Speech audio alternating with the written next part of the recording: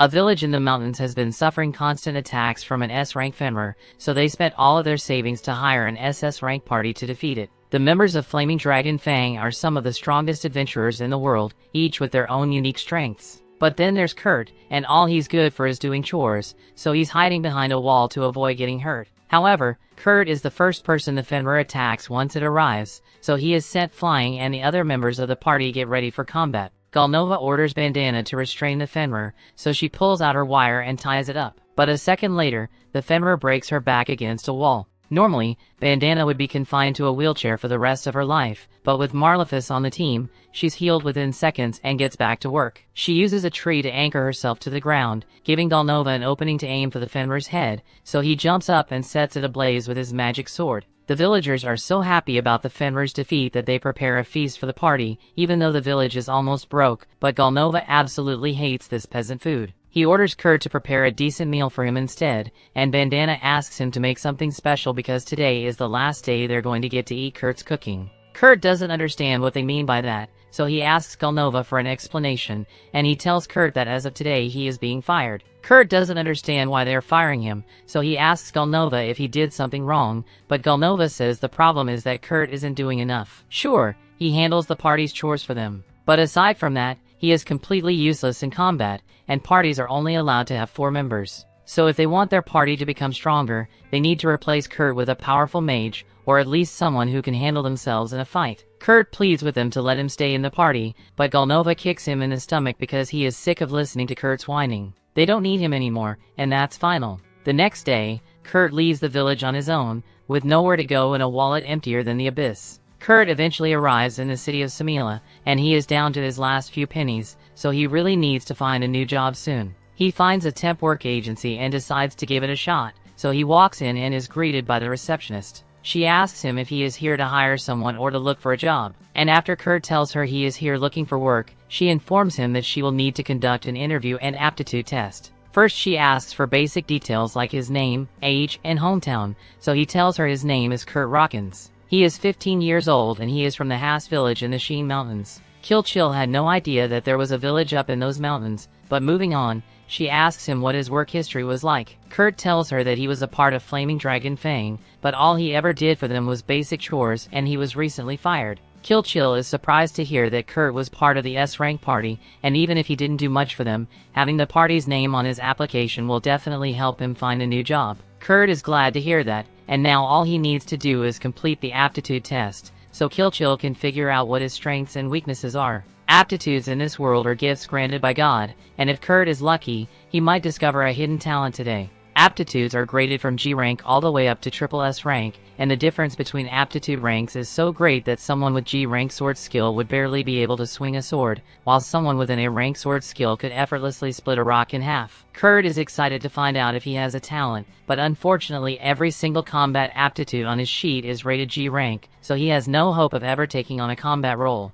Kurt immediately loses all hope, but Kill tells him there's still a chance that he might have a good trade skill like alchemy or blacksmithing. Although the technician who handles those aptitude tests is currently on vacation, so Kurt will have to come back next week to be evaluated. Kurt tells her he won't last that long because he's one loaf of bread away from being penniless, so he really needs to find a job today. Kill understands Kurt's situation, so she asks him to try lifting one of those sandbags over there. Kurt gives it a shot, and as he puts his hands on the bag, he gets a strange sensation, almost like the sand drained a bit of his mana. Anyway, he lifts the bag, and since he is strong enough to do that, Kill thinks he should be able to handle construction work. She tells him that Margravia of Tycone is currently recruiting workers to help repair the city walls, so Kurt should be able to get a job there if she writes a letter of recommendation for him. Kurt is grateful for her help, so he immediately heads out to meet the Margrave. The Margrave sees the letter saying that Kurt wants to work here, but he honestly doesn't think Kurt looks like he can handle construction work. But then again, he needs all the hands he can get, so he decides to give Kurt a chance. He tells him to mix up some cement and use it to repair the wall,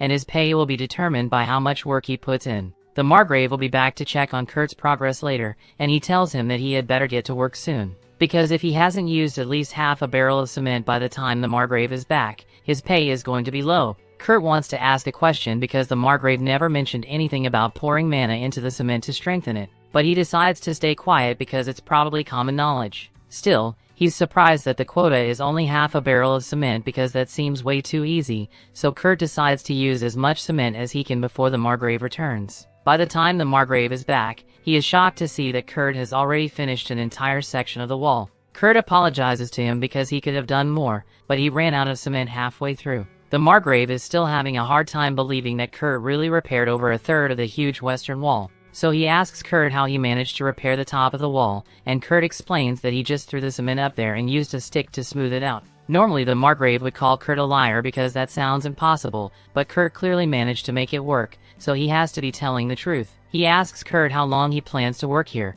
and Kurt says he just needs the job for a week, and the Margrave is glad to hear that. He tells Kurt that he has done enough work for today so he can go home now. He doesn't have enough money on him to pay Kurt for all the work he did, so he hands him a small pouch of money and promises to send him the rest through the temp agency. Kurt is amazed because even the small pouch has more money in it than he ever could have made when he was working for the hero party. Over the next few days, Kurt continues to work hard on repairing the wall, but all of a sudden the Margrave tells him he is being fired. Kurt asks why, so the Margrave explains that the wall repairs were supposed to provide work for people in poverty, but Kurt is way too efficient, so if he keeps working here then there will be no work left for anyone else. He isn't mad at Kurt or anything, but from what he has seen, Kurt's ability is at least double S rank, if not triple S rank, so he would be better off working on the royal capital or something. He gives Kurt a lump sum payment as compensation for being fired so suddenly and walks off. But Kurt completely misunderstood the situation and thinks the Margrave just wanted to get rid of him for being a terrible worker. He heads back to the temp agency and meets with Kilchill to tell her he got fired, and it's still going to take a few days before Kurt can have his trade attributes appraised. Just then, they hear a commotion over at the front desk, and it looks like a girl is trying to set up a recruitment ads. But the receptionist at the desk tells her that no one would agree to work under such terrible conditions with what she's offering. Even so, the girl keeps insisting that the receptionist should try to find someone, and she's starting to cause a disturbance, so Kilchill goes over to see what the problem is. Kilchill's coworker tells her that this girl wants to recruit a miner to excavate a mountain that hasn't been explored, but she is refusing to offer an upfront payment and insists on paying only if the excavation is successful. Kilchill agrees that no one in their right mind would ever agree to those terms, so she tries to convince the girl to hire investors to develop the mine. But the girl says she can't do that because if she doesn't pay the taxes by the end of the week, they'll impound her mine. Just then, Kurt walks up and says he is crazy enough to take a job like that. After all, back in his village, he used to help with the mine excavation, so he has a decent amount of experience. Kilchill asks Kurt if he is sure he wants to accept, because with the contract the girl is offering, it is entirely possible that he won't get paid at all. Before Kurt can respond, the girl cuts him off and says she was actually hoping to hire a brawny dwarf, not a helpless-looking boy, so she would feel bad making Kurt do it. However, any dwarf would require an upfront payment of at least 10 silver, and the girl doesn't have that much money to spare, so she decides to take Kurt after all. As Kurt and the girl leave, Kilchill feels bad for letting him take that job because it probably isn't worth the time. Honestly, she thinks Kurt would be better off working in a brothel because she would pay a lot of money to spend the night with him. While she's daydreaming about Kurt, her coworker gets her attention and tells her that a bank transfer just came through. Apparently it's the remaining money the Margrave promised to send to compensate for all the work Kurt did on the wall, and Kilchill was expecting it to be something like 50 silver. But it's actually a check for 200 gold, and that's a lot of money. She is so shocked Kurt was actually able to make that much money that she accidentally stumbles over the sandbags on the floor. Her coworker comes over and tells her to be careful with those because they aren't regular sandbags. They are actually used to measure the amount of mana a person possesses, and they're supposed to get heavier when someone with a large mana reserve touches them. They usually don't react with regular people, so Kilchill is able to pick it up fairly easily. But she remembers seeing Kurt struggle a lot when he picked it up a few days ago, so she's starting to wonder if he's really just a normal kid. Meanwhile, Kurt and Yalisha are walking into the forest to get to her campsite, but when they get there, Kurt is a little concerned because there's only one tent. Yalisha says the tent is big enough for the two of them to sleep together, but Kurt says he'd never be able to go to sleep if he's lying next to a cute girl like her. After hearing Kurt call her cute, Yalisha gets upset because she thinks he's just trying to flatter her, but Kurt says he really does think that Yalisha is cute. Yalisha realizes Kurt genuinely meant it, so she lets go and hands him a potato for dinner. It's just a basic boiled potato, but it has been so long since anyone has cooked for Kurt, so he really appreciates it. He's also grateful for the fact that Yalisha is sitting with him to eat, because Dalnova and the others from the hero party always refuse to let Kurt eat in the same room as them. Later that night, Kurt and Yalisha go to bed, But Kurt is having a hard time sleeping because Elisha went to bed in her underwear. He will never be able to go to sleep with stiff wood, so he decides to leave the tent for the night and sleep outside. Once Kurt leaves the tent, Elisha opens her eyes because she was just pretending to fall asleep. She intentionally went to bed in her underwear to see if Kurt was the kind of person to assault her in her sleep, but now she knows he's a good guy. The next morning, Elisha wakes up and leaves the tent. She finds Kurt sleeping over by a tree, and she feels a little bad about making him sleep out here, but then she notices that her jacket is fixed. Kurt soon wakes up, so she asks him if he's the one who repaired her jacket, and he confirms it. She's impressed that he has so much talent for sewing, and she's starting to wonder if he is really going to be good at mining, but it's too late to find someone else, so they had better get to work. Kurt asks Elisha if she has decided on a location to begin mining yet, but she was just going to dig in random locations and pray to find some valuable ores. Kurt tells her she'll never find anything if she searches like that, and he happens to know of a much more efficient way. He takes Elisha to a section of the mountain, and after looking around for a bit, he finds a rock full of gemstones. Elisha is shocked that he found it so easily, but in a matter of minutes, Kurt has located every single gemstone in this section of the mountain. Elisha can hardly believe it, because if she sells all of these gems, she'll be able to pay off her debt. But Kurt tells her she can't sell them. Elisha realizes he's right since Kurt was the one who found all of them, so he gets to keep the money. That's not what he meant. He was just trying to tell her that the gems will be more valuable if he turns them into magic crystals first. Kurt is right about that, but Elisha says there are only 10 mages in the entire kingdom who are skilled enough to turn gems into magic crystals. But while she was saying all that, Kurt just finished turning a gem into a magic crystal. Elisha is too stunned to speak because not only did Kurt create a magic crystal, but he did it instantly when even the most experienced mages spent at least an hour to make a single magic crystal. After Kurt finishes turning all the gems into crystals, he agrees to let Elisha go sell them.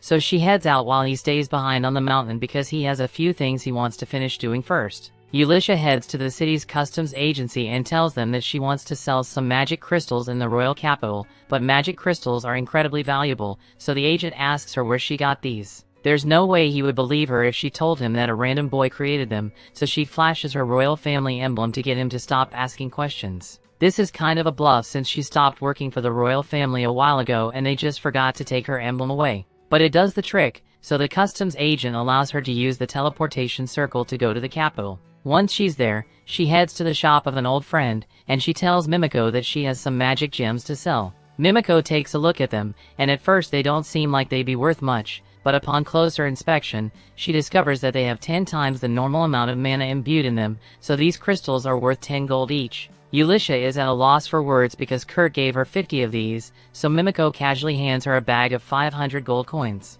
But before Elisha leaves, Mimiko has 2 requests to make. First, she wants Elisha to promise to only sell crystals like these at this shop, because it would be a disaster if crystals that are this powerful were allowed to circulate without regulation. And secondly, she wants to know the name of the person who created the crystals. Elisha agrees to the first condition, but she says she can't tell Mimiko the name of the crystal's creator because she'd have to ask him for permission first. Mimiko is a court mage for the royal family, so she tries using her position to order Elisha to give up the mysterious mage's information. But Elisha doesn't work for the royal family anymore, so she isn't obligated to obey Mimiko. Mimiko realizes she isn't going to be able to convince Elisha to give up Kurt's information, so at least asks her to make sure he doesn't wander off to another nation. She also wants Elisha to tell him that if he agrees to come work for the royal family, Mimiko is prepared to grant him the title of Count and full access to the Royal Research Lab and all its benefits. Elisha then leaves Mimiko's shop, and the next morning she returns to the mountain to meet up with Kurt. But she is shocked to find that Kurt built a whole-ass house in the time she was gone. That brings the episode to an end. Thanks for watching. Want next part? Subscribe the channel and turn on notification bell.